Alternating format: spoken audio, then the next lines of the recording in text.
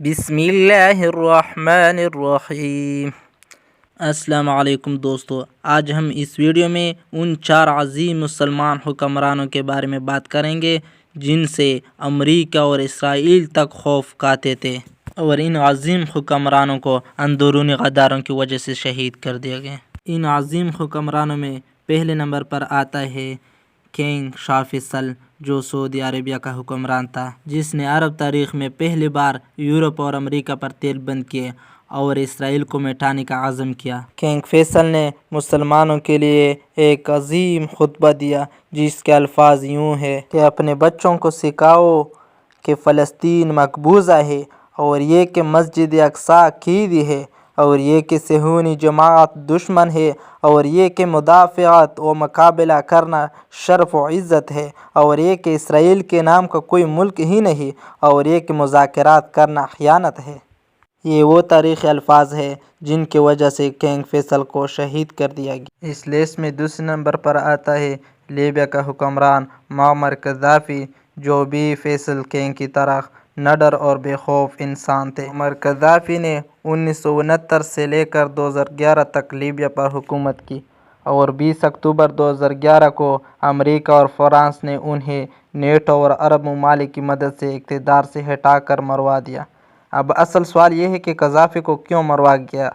معمر قذافی کو مارنے اور اقتدار سے ہٹانے کی سب سے بڑا وجہ پیٹرو ڈالر، تیل کے بدلے ڈالر کی ادائیگی سے انکار، اور اس کی جگہ افریقن ممالک کے لیے گولڈن دینار متعارف کروانا اور سونے اور چاندی کے سکوں میں لین دین کرنے کا فیصلہ تھا، اور ساتھ اعلان کیا تھا کہ پیپر کرنسی جعلی کرنسی ہے۔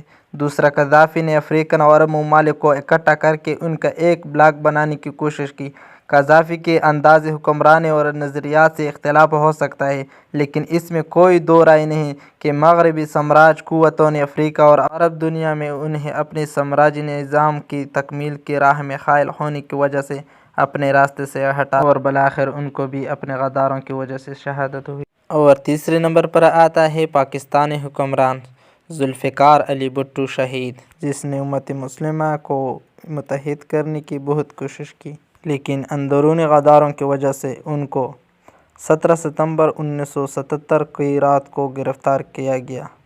اس کے بعد قائد عوام شہید ذوالفقار علی بھٹو زندہ اپنے گھر کبھی نہیں گئے، استقامت اور بہادری سے گرفتاری دی، پھر اپنے اصولوں پر کمپرومائز نہیں کیا اور نہ ہی زندگی کی بھیک مانگی، دلیری سے موت کو قبول کیا، لیکن کسی امر اور جابر حکمران کے تابع نہ ہو گئے، اور وہ ہمیشہ کے لیے ہمارے دلوں میں اور تاریخ میں زندہ رہے گا۔ اور چوتھے نمبر پر آتے ہیں مسلمانوں کے عظیم حکمران، جس کو مسلمان کبھی نہیں بھولیں گے، عراق کا حکمران صدام حسین۔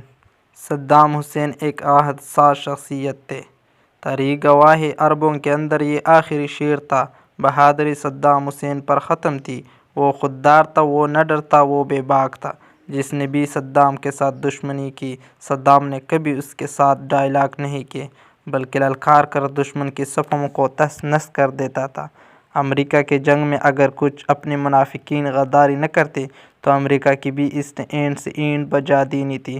صدام حسین پاس ایک فلسطینی عورت نے اسرائیل کی مظالم کی داستان سناتے ہوئے گڑ گڑا کر اسرائیل کو جواب دینے کے لیے التجا کی کہ اے صدام، آؤ ہماری عزت کو بچاؤ۔